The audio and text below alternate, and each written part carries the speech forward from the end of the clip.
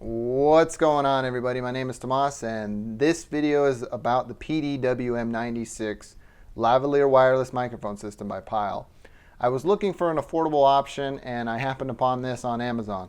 At the time of this video, it was $10.99 USD, and that's $10.99, not $1,099. Without any further ado, let's go ahead and take a quick look around the box and crack into this thing. It looks like you're provided the transmitter, the receiver, and that's basically it. You're also given a lavalier microphone. Just a quick look around the box, looks exactly the same. Might as well just crack into it. Opening the box, you're provided, like I said, the transmitter, the receiver, a 9-volt battery, and a AA battery that I wouldn't trust this in the system, but again, this is $10.99, and that's $10.99, mind you. So you get quite a bit for what you're paying. And you get this comically large lavalier microphone. All right, so here's the receiver. The one thing that you'll have to gauge for is this 1/4 adapter. This is what it comes standard with. You'll need some sort of downsizer in addition to the system if you're going to purchase it. Around this side is where you'll see the rolled up antenna. If you unravel this and wrap it around, you will get better reception, but I'm going to keep it this way because it looks neater. I don't want all kinds of wires hanging from my system. Around this side, you'll notice the on and off switch, also with the power LED indicator. This is strictly for power notifications only. It doesn't notify you if there's peaking of your audio or anything like that, so keep that in mind. Around this side is a nice stamp of made in China and your battery input. So this is where you'll put your AA battery. It's pretty solidly constructed considering the cost. I would say that this is pretty great quality for the price that you're paying for this system. Onto the transmitter. It's a pretty good size. I would say it's about a credit card size or a wallet size. A good thing about it is it comes with a belt clip, but if you break this belt clip off, I don't think it's replaceable, so just be careful with it because it is plastic. Taking a tour around it, you don't see much except for on the top. Here you'll have your 3.5 millimeter input, your on-off switch, your power LED, and strictly power LED because it doesn't serve any function for notifying of any kind of peaking, and your volume knob, which doesn't have, it's not graduated in by any means, and if you go all the way down, the sound or the audio that's being passed or transmitted from this system, it goes to 0. You'll have to gauge how much you'll want to put this up. I would never recommend that you put it all the way up because it will become extremely distorted and your audio is pretty much unusable at that point. Around the back again is where you'll put your 9-volt battery. Sorry for being out of focus there. You'll put your 9-volt battery here, and here's your secure faceplate.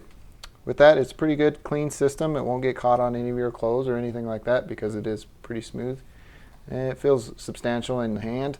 It's a little big for a receiver, but nothing that's too crazy. Or receiver. It's pretty big for a transmitter, but nothing too crazy that you haven't seen before. And for the price, I would say it's constructed really well. And here is the infamous Lav Mic. I mean, this thing is huge. Feels like a basketball. I'm just kidding. With that, it is omnidirectional. Even though it has the shape of a cardioid mic, it will pick up sound from these inputs here, and it just grabs everything around it. This little clip here is adjustable. As you can select the direction that you want to clip it in, that's a really it's a good clip. Again, for the price, you can't really beat it because you can adjust and try to clip it to wherever that you can to try to conceal it, which I dare you to try to get this and conceal it because it's huge. It is absolutely huge. The 3.5 millimeter input, so this goes into the transmitter and you're ready to rock and roll. The cable isn't extremely long. I'm trying to capture that on the camera. It's not too big. It's about 1.5 feet. So about 18 inches, and I don't know what that is in centimeters, so feel free to convert that. So I wanted to talk a little bit more about the receiver and what kind of adapters you could utilize with this system. I got this little downsizer here. It takes a 1/4 and turns it into a 3.5 millimeter headphone input. So with this end, you can input it into your camera and be just fine. Or I got another system here. I got 1/4 to XLR. This would go into my Zoom H5, and again, I'll test this and see if it has any effect on the actual audio that's coming through this system. All right, as you can hear, the audio is extremely distorted because the volume on the transmitter is 100%. So I'm going to go ahead and go all the way down. As you can see here, it will cut the sound.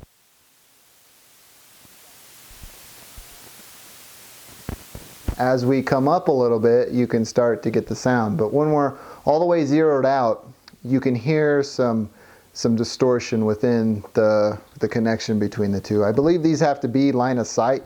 And again, this is really unsightly as far as this goes because it's absolutely huge. And in addition to that, the connection of the receiver, there's really no way to mount this to your camera. The best route to go would be the way that I have it here. But with this system, it sounds a little distorted, but what can you expect for $10.99, right?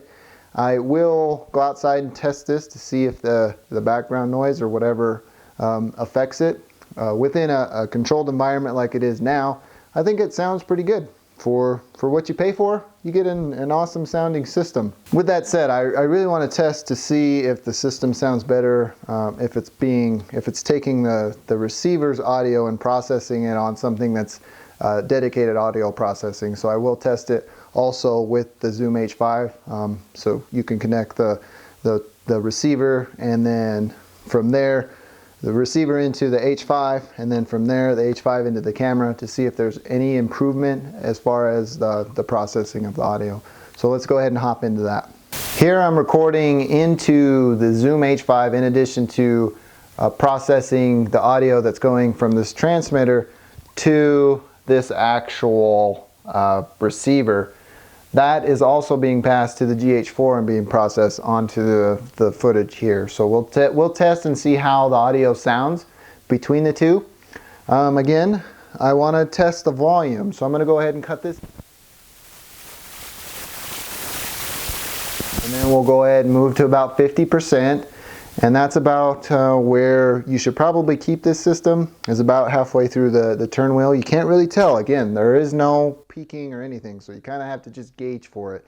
And here, I will turn it up all the way, and you'll probably hear some distortion here. But again, you be the judge if that's something that you'd want to do, but I would advise to keep it around 50% on the turn wheel of this system. Again, for $10.99 at the time of this video, you can't really beat this. This is a fantastic system for the cost. I mean, if you really need something and you can't afford or don't have the budget, this could be a viable option. Again, you probably can upgrade the system as far as how this Lavalier microphone, I don't know how it performs.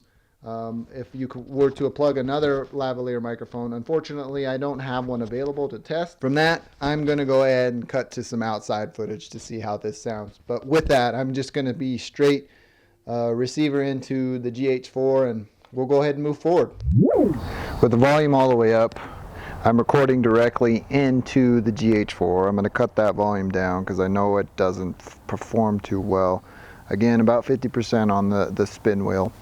I'm going to turn my back to you because I know that line of sight is pretty important in a very primitive system like this. So I'm going to go ahead and turn around and you tell me how this sounds. And this is going to be the first time that I'm going to see how this sounds.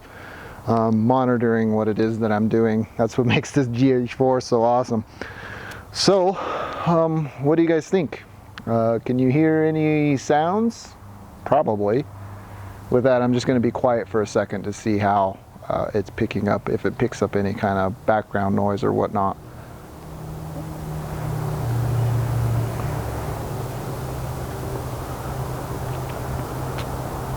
And while I'm in the same environment, I might as well test how this is getting processed into the Zoom H5 as well. So we're going to go ahead and cut another scene and jump to that. All right, so here I am, recording into the Zoom H5. Hey, that's a nice little lens flare. Anyways, let me get out of the way of that. I'm recording into the Zoom H5. It is in about the middle on the spin wheel. Again, I'm going to bump it all the way up to see if there's any kind of huge distortion, which I can imagine because I've tested this indoors. I'm going to go ahead and bump that down to about halfway through the spin wheel. And I'm just going to be quiet for a minute.